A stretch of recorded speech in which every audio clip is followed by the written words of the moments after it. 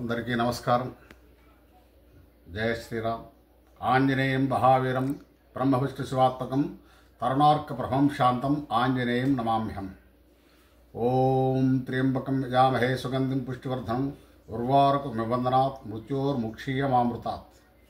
శ్రీరామ రామ రామేతి రమే రామే మనోరమే సహస్రనామ తత్తుల్యం రామనామ వరాననే.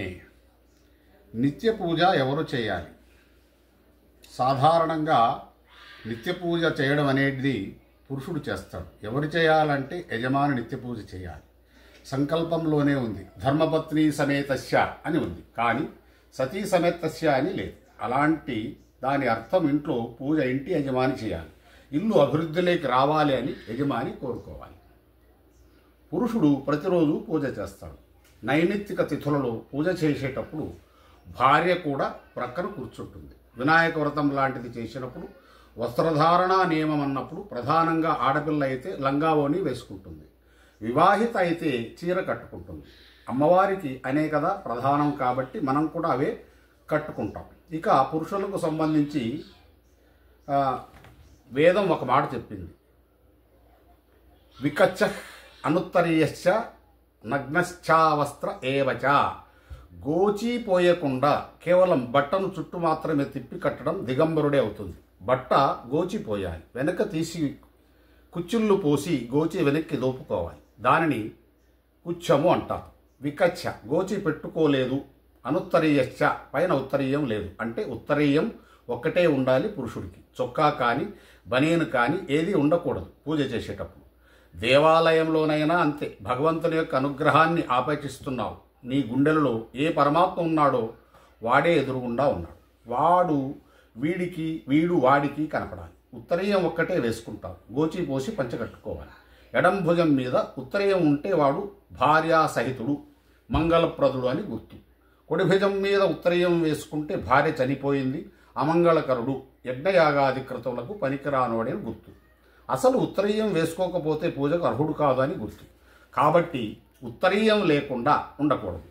ఇంటికి ఎవరైనా పెద్దలు వస్తున్నారు అనుకోండి, నీ యందు పెద్దరికం వాళ్ళు చూస్తున్నారు అనడానికి గుర్తు, స్వాగతం చెప్పడానికి ఇంటికి బయటికి వచ్చిన ఇంటి యజమాని ఎడం భుజం మీద ఉత్తరీయం ఉన్నదా లేదా అన్నది చూసుకోవాలి. నేను ఎవరింటికైనా వెళ్ళాను అనుకోండి, ఆయన ఎడం భుజం మీద ఉత్తరీయం వేసుకొని ఎదురు వచ్చి స్వాగతం పలికాడు అనుకోండి, ఆయన అభ్యున్నతి కొరకు మంచి మాటలు చెప్పవచ్చు. ఆయన అలా రాలేదనుకోండి, నా పని చూసుకొని వెళ్ళిపోవడం మంచిది. ఎందుకంటే నాకు ఆయన పెద్దరికం అనడానికి గుర్తు ఏమిటంటే భుజం మీద ఉత్తరీయంతో స్వాగతం పలకాలి. మీరు గమనించండి, కావ్యాలలో పురాణాలలో భుజం మీద ఉత్తరీయంతో స్వాగతం పలికాడని ఉంటుంది. అప్పుడు పెద్దలు మాట్లాడతారు, నువ్వు భగవంతుడితో సమన్వయం అవుతున్నావు, ఆయన చేయి చాపాలి, కాళ్ళు చాపాలి, ఆయన తింటే కదూ నువ్వు పెట్టింది అందింది. ఆయన అనుగ్రహించాలంటే నువ్వు మంగళప్రదుడివై అయి ఉండాలి, ఉత్తరీయం వేసుకొని ఉండాలి. అనుత్తరీయశ్చ నగ్నశ్చ వాడు బట్టలు లేకుండా పూజ చేశాడు అని గుర్తు.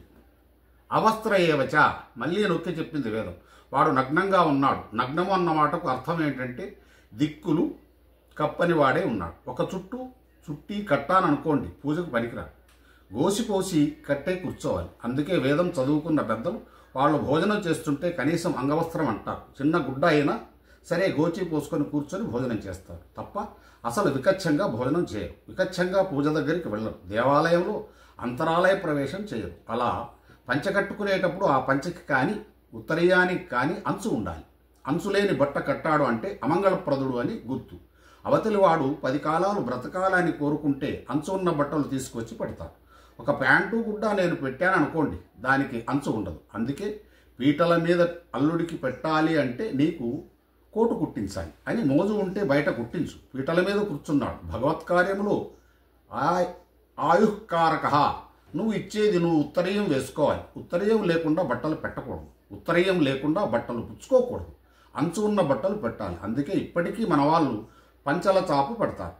పరమ మంగళప్రదుడు అనడానికి గుర్తు అంచు ఉన్న బట్ట గోసిపోసుకొని కట్టుకొని ఉత్తరీయం వేసుకొని ఉంటే పరమ మంగళప్రదుడు, శౌచంతో ఉన్నవాడు అని గుర్తు. పూజ దగ్గరికి వెళితే లాల్చీ బనియను కూడా పనికిరావు. తీసేసి ఉత్తరీయం కప్పుకొని గోచిపోసి పంచకట్టుకొని కూర్చొని పూజ చేయాలి. గోచి ఎంత బాగా పోయాలి, అంచు ఎంత బాగా మడత పెట్టాలి సంబంధం లేదు. ఒక అంచు తీసి నీకు వచ్చినట్టు దోపుకుంటే చాలు, కచ్చ ఉన్నట్లే. కాబట్టి పురుషుడికి పూజ చేసేటప్పుడు వస్త్రధారణ యందు అటువంటి నియమం ఉన్నది.